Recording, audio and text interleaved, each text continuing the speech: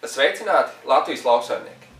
Mutes un nagu sērga. Slimība, kas Eiropā nebija konstatēta 50 gadus, šī gada 10. janvārī reģistrēta Vācijā un 6. martā Ungārijā, netālu no Slovākijas robežas. Esam saņēmuši vairākus zvanus ar jautājumiem, kas tagad jādara, kā mēs varam sevi pasargāt un kas īsti ir mutes un nagu sērga. Mani sauc Andris Grasbergs un šīs ir Grasbergs veterinārija ziņas.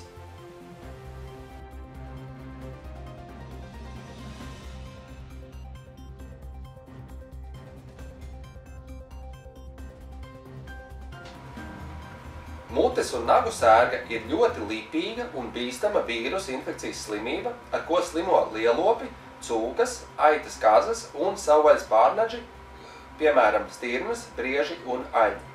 Slimības pārnešana notiek tiešā kontaktā ar inficētiem dzīvniekiem un visa veida to izdalījumiem – fekālijām, urīnu, pienu, pat ar izelpojamo gaisu.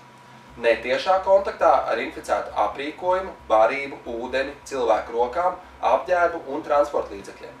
Diemžēl šis vīrus var pārvietoties arī pa gaisu lielos attālumos, līdz 100 km virs zemes un līdz 300 km virs ūdens, atkarībā no klimata. Galvenais izplatīšanās faktors ir dzīvnieku, cilvēku un transporta līdzekļu kustība. Šis vīrus ir ļoti noturīgs vidē. Slimība dzīvniekiem izpaužas ar paaugstinātu temperatūru, samazinātu ēstgribu līdz pilnīgai anoreksijai, siekalošanos, specifiskām čūlām un pūšiem uz mutes gļotādas, tesmens un starp nagiem. Šo diagnozi pilnībā apstiprina pēc laboratorisko izmeklējuma rezultātiem. Uzliesmojuma gadījumā skartā ganāmpulka visi dzīvnieki tiek likvidēti. Nacionālā un Eiropas līmenī ir svarīgi, lai šī slimība neizplatītos, tāpēc ārkārtas vakcinācija ir iespējama tikai reģionos, kur konstatēta saslimšana, lai neapgrūtinātu tās diagnostiku. Svarīgākais šajā visā, ko mēs varam darīt? Biodrošība. Nav nekā efektīvāka, ko jums ieteikt. Šis nav tikai par mutes un nagu sērgu, bet jebkuru citu infekcijas slimību.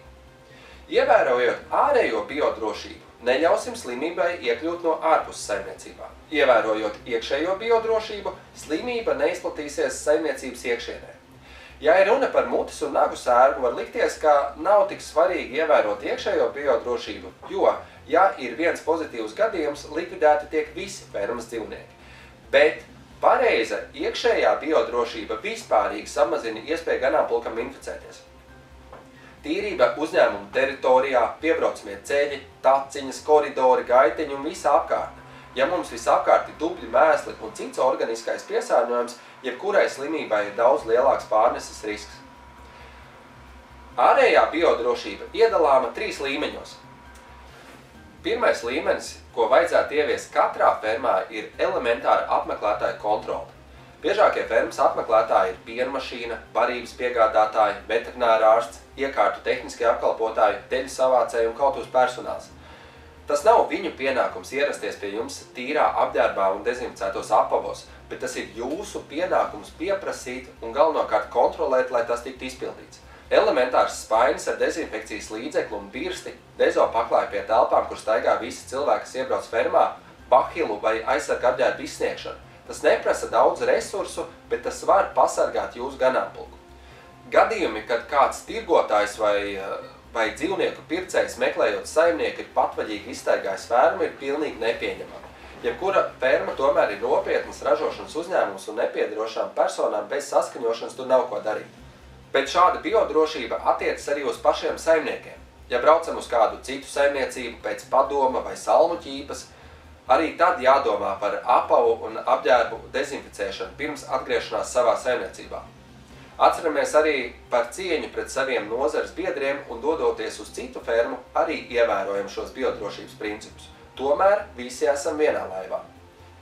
Tāpat neizmantojam aprīkojumu no citas fermas pirms tā dezinfekcijas, pirms tam obligāti to nomazgājot tīru. Tāpat atceramies par deratizāciju un kaitēkļu kontroli.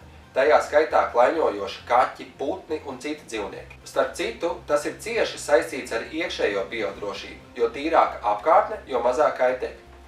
Galvenais vektors, protams, ir paši dzīvnieki. Ja nāks iepirkt dzīvniekus, 2 lietas, kā varam sevi pasargāt. plānot vietu karantīnai, kur turēt atsevišķi iepirktos dzīvniekus pirmās 2 nedēļas, lai novērotu klīniskās pazīmes, bet vēl labāk pirms pirkšanas pašu dzīvnieku vai pienu koparaugu testēšanu uz konkrētām infekcijas slimībām. Ja esat bijis vietā, kur šī slimība ir klātesoša vai ir pamats aizdomām par bīstamību, piemēram, tikko esat atgriezies no Ungārijas uzliesmojuma epicentra, Āfrikas vai nezināmas Āzijas valsts, tad esam gudri. Nebraucam uzreiz pie savām vai kaimiņu govīm, bet pasēžam karantīnā. Drēbes sadedzinam.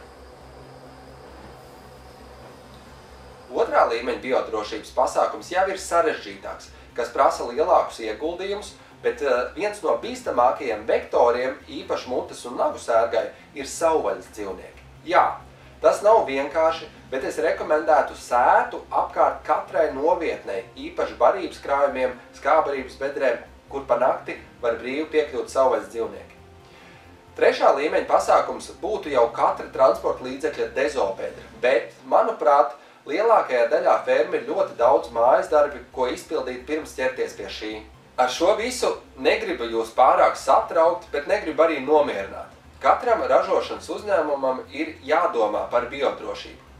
Aicinu konsultēties ar savu veterināru ārstu vai ganāmpulku konsultantu, lai būtu skaidrs, kā labāk pasargāt savu ganāmpulku no jebkuras infekcijas slimības. Novēlu, lai jūs un jūsu ganāmpulki ir veseli.